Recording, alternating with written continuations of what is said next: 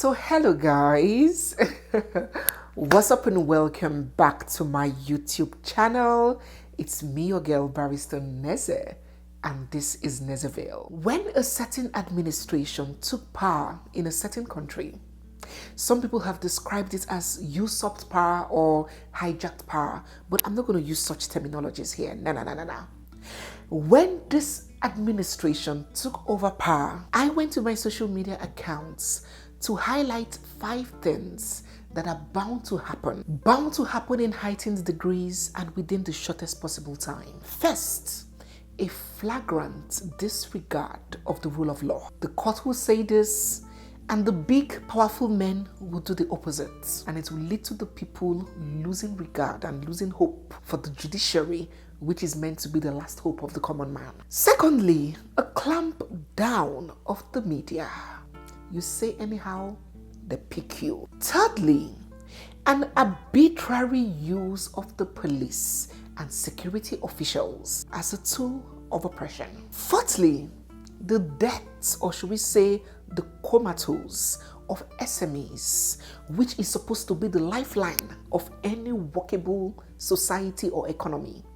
The death of SMEs, companies shutting down, investors packing up and leaving. And fifth, the possibility of a full-blown anarchy. Ladies and gentlemen, going by your own judgment and observations, which of these are you seeing unravel before your very eyes? Drop down in the comment section, but first let me apologize that this might just be the beginning. It is no news at all that Nigerian lawyer and author DELE FAROTIMI, a human rights activist who has been very vocal and outspoken on issues of social interest, on systematic issues within the Nigerian legal and political space, on social justice, has been arrested and remanded for allegedly defaming a senior advocate of Nigeria in person of AFE BABALOLA. Barrister DELE, in a book that he had published, alleged that the son, AFE BABALOLA,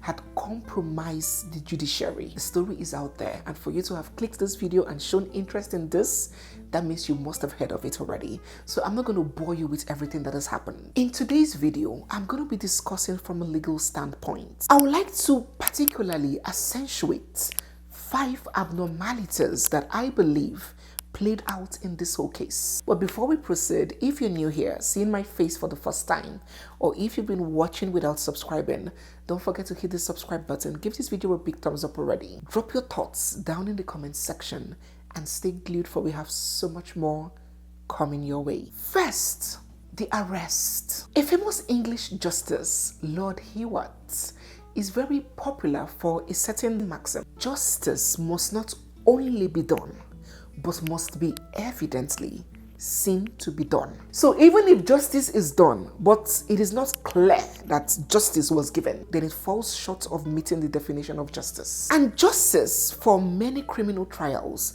does not only start in court, it doesn't start upon arraignment. It begins with the arrest, the process of arrest, the legality of the arrest. Defamation, whether civil or criminal, is not a violent crime, and it does not warrant a commando-style militarized approach at all. So deploying armed personnel to carry out an arrest for a defamation case is certainly excessive and disproportionate, especially since Barrister DELE had already responded to 2 previous invitations by the police. He honored the police's invitations on 2 different occasions. So he wasn't hiding, he wasn't running. So I'm wondering why policemen in jeans, is only in Nigeria that I see policemen coming in jeans to make an arrest. Why police officers in jeans will invade his place of work, threaten his staff, beat up people, seize their phones. If they were doing the right thing, they wouldn't have a problem being recorded. Every day, police officers all over the world are recorded carrying out their duties, and effecting an arrest is part of a police's duty. So why are you confiscating the phones? And there are allegations that members of his staff were brutalized. That show of force certainly, to me, certainly suggests pure intimidation rather than a legal necessity. Secondly, the charges preferred and the remedies sought. I'm sure by now you guys already know that in Nigeria, defamation can either be civil or criminal. We have done several videos on that.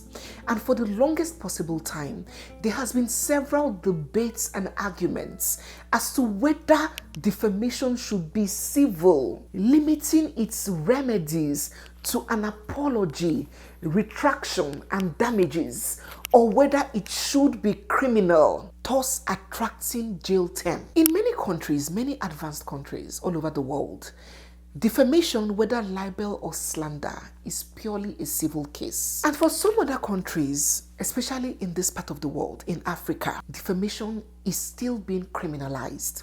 Even if other countries criminalize defamation, if other advanced countries, it will never be advisable in a country like Nigeria because it can easily be a tool for vendetta, personal vendetta, and intimidation. It can easily be used to clamp down freedom of speech and expression in a country like ours. So it's not even advisable here for defamation to be criminalized. Some states in Nigeria, very few states, have decriminalized defamation. States like Lagos State, which I have mentioned to you guys earlier, that are ahead of their peers. They are very progressive and very forward with their laws. So Lagos State has decriminalized defamation as well as Edo State. So in these states, defamation is not a crime. It can only come under a civil wrong. But in all other 30-something states that exist in the country, defamation still remains a crime. As Leonard, right? I use the word Leonard because this is a man that started practice over, 50 years ago? As Leonard, he schooled abroad, as exposed as AFE Babalola is, one will believe that if he feels aggrieved by the wordings of a publication, he should seek civil redress instead of filing a police complaint to the Inspector General and making it a criminal case.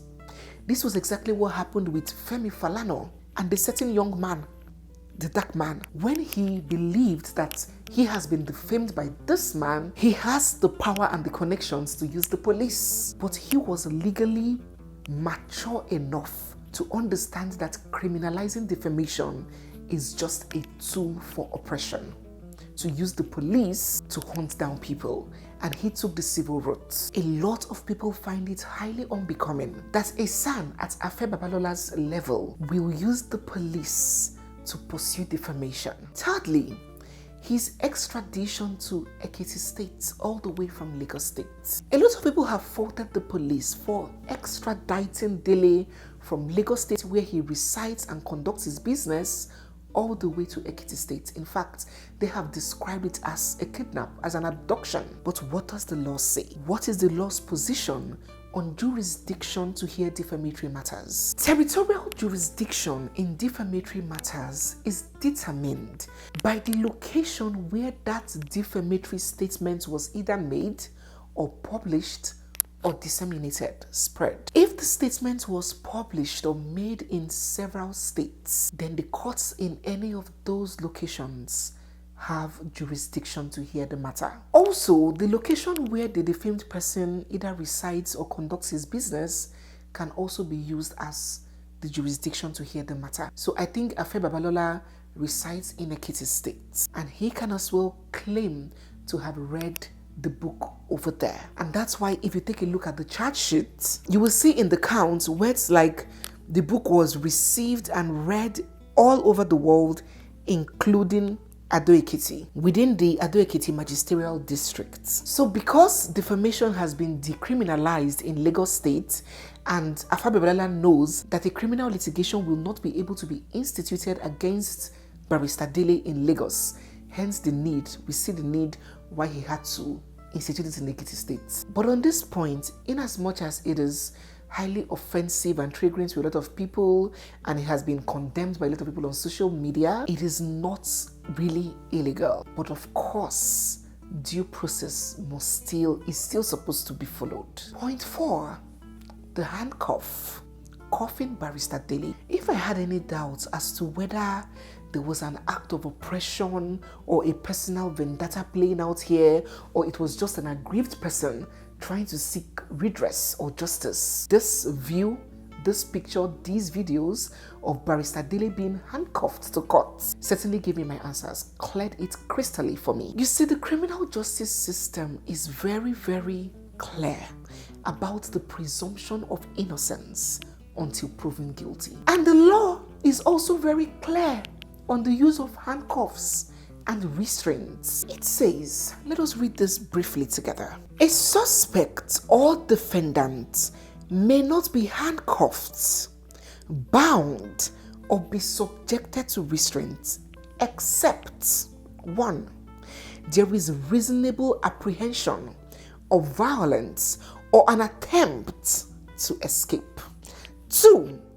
The restraint is considered necessary for the safety of the suspect or defendant. And 3. By order of a court. So which of these exceptions does Barrister DELE fall under? Was he a flight risk? Didn't he voluntarily surrender? Why should he be then bound and presented to court like a petty thief? Yes, there may be room to exercise discretion on the use of restraint. But even at that, the discretion is not supposed to be exercised arbitrarily. For me, degrading him in public and giving him that guilty appearance, do you know the impression it forms, even subconsciously, on the minds of a judge or a jury when the accused is presented in chains? So Barrister DELE was unnecessarily giving that guilty appearance. Not for a murder case or a rape case or a kidnapping case or treason, for defamatory matter. That certainly is a violation of his human rights, his rights to dignity. And it sure had the semblance of oppression. What an irony.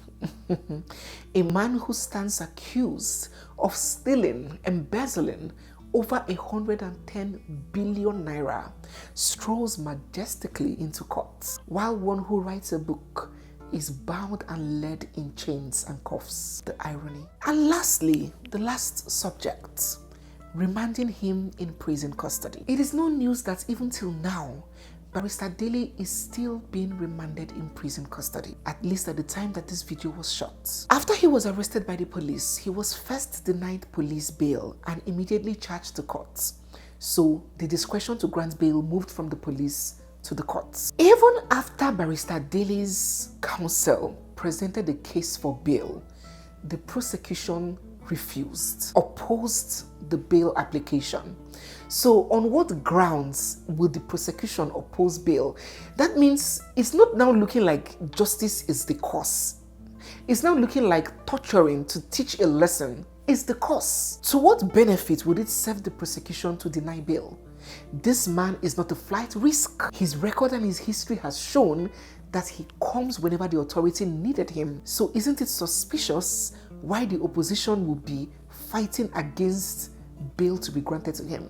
That means they actually want to see him suffer. After all was said and done, news got out that bail had been granted to the tune of 50 million naira with a shorty who has a landed property in Ekiti State, and that he must also submit his international passports to the courts before his team could run around to perfect his bail conditions so he can't be released. News got out again that bail has been denied. And not only was bail denied, in addition to the 16 counts of criminal defamation that was filed at the Magistrates Court in Ado-Ekiti, the Office of the Inspector General of Police has now filed an additional 12 count charges bordering on cyber crimes, which of course is even a more serious matter because defamation I think comes with, is it 2 or 3 years, but cyber stalking, cyber crimes under the Cyber Act can hold up to 7 years imprisonment term. And so now he is to be remanded in prison until the next adjourned date of his trial. Guys, I truly, from the depth of my heart, detest discussing politics, Nigerian politics, because it gets me so infuriated, frustrated, and helpless. But I just felt I should give some legal insights on some issues surrounding this case, what the law says vis-a-vis what social media thinks. I hope you learned something. Before we bring this video to an end, it's important that I mention that this case is considered by many as a case of victimization and oppression, a case of personal vendetta, especially considering the fact that Barrister DELE has been very vocal about the injustice and decay going on in the country, and especially considering the fact that he has never been discreet about his disdain for the present administration. What do you think about this? Please drop your comments and thoughts down in the comment section. It's almost as if nothing shocks us anymore. Anything, literally anything can happen, and it's just be talked about for 24 hours and everybody moves on, regardless of how unbelievable it is. Let's see how this case ends. If anything major comes up, be sure that I would get you updated. Do drop your thoughts down in the comment section. So guys, yes, we have come to the end of today's video. If you're new here, seeing my face for the first time, or if you've been watching without subscribing, don't forget to hit the subscribe button, give this video a big thumbs up, drop all your comments down in the comment section, and stay glued, for we have so much more coming your way. It's me, your girl, Barrister Neze, and this is Nezeville. I'll see you guys in my next one. For now, bye.